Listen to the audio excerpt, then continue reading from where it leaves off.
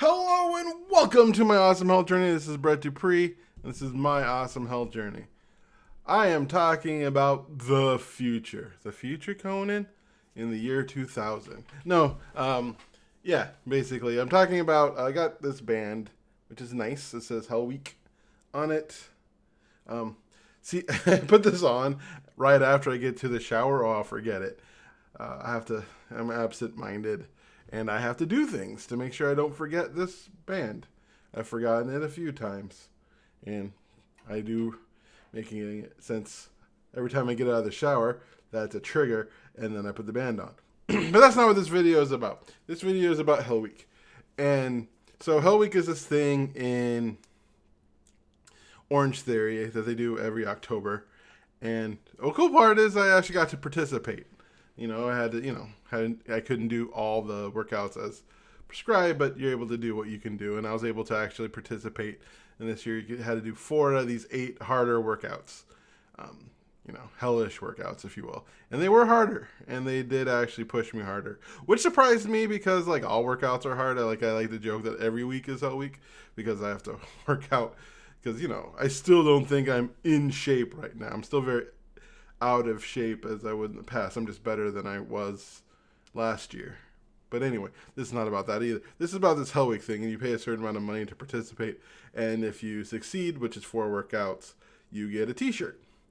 And I didn't want to get a t-shirt because they don't have one in my size. And the reason why I didn't want to get a t-shirt is because I didn't want to get future clothes.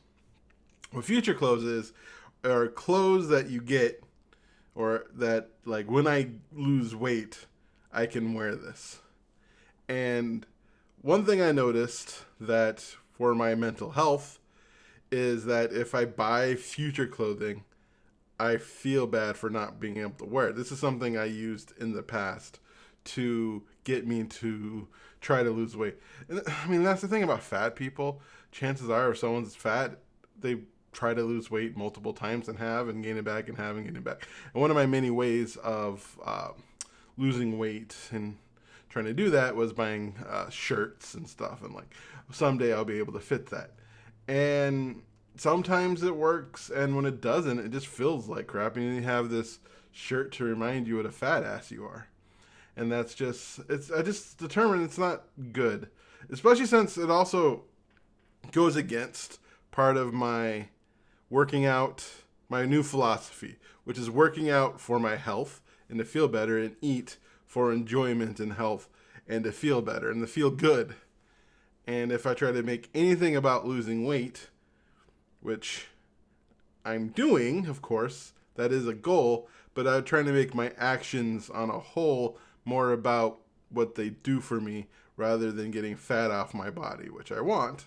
But I don't want to make my actions based off that because I want to continue to do that. And I don't want to be discouraged by not losing as much fat as I'd like, because I have not that much control over how much fat leaves my body. My body will do what it does in the way it does it. And yeah, I could give it different inputs and do different outputs, but it's going to do what it does. And so I don't want to get disappointed. Also, I don't want to get that thing that happens when I succeed, which I've done many times, hitting that goal, being able to wear that shirt, being able to wear these pants, and then it's kind of slowing down because, I can wear this shirt now, so I could eat a buffet 3 days a week, right? I'm not saying, I can wear that shirt now, so I don't need to go work out. I don't as much as right now. And then that builds. One thing I do believe in is one law of thermodynamics of working out is an object that stays in motion. An object in motion stays in motion. An object at rest stays at rest.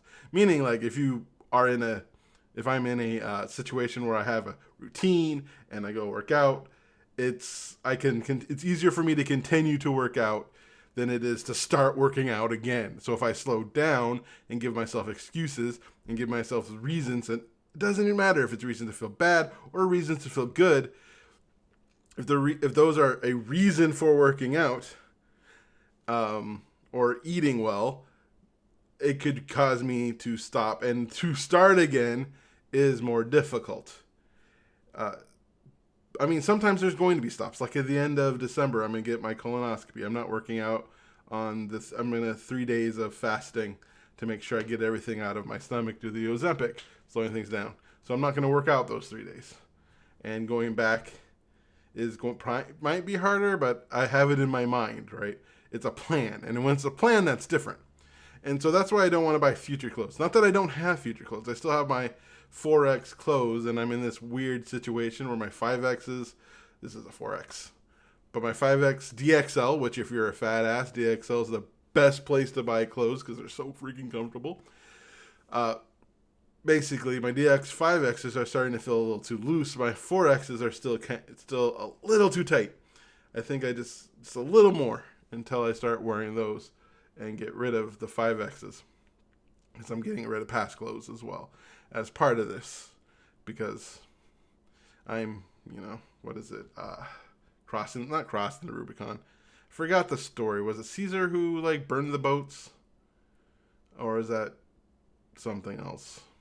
Some colonial thing by a colonialist. I don't remember. Anyway, so this is just, when it comes to working out and all that stuff, you got to figure out what makes you feel good and what makes you feel want to keep going, because consistency is key. It's great to have goals. I have goals. I have things I want to do. I have ways I want to feel. I have shirts I want to wear.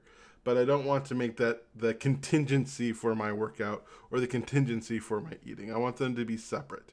I want them to be actions I do that will create a result, and I'll celebrate the result, but I will not make the result the reason for the actions I do. The actions I do are for the main goal of being healthier and happier and just making, you know what I'm trying to say.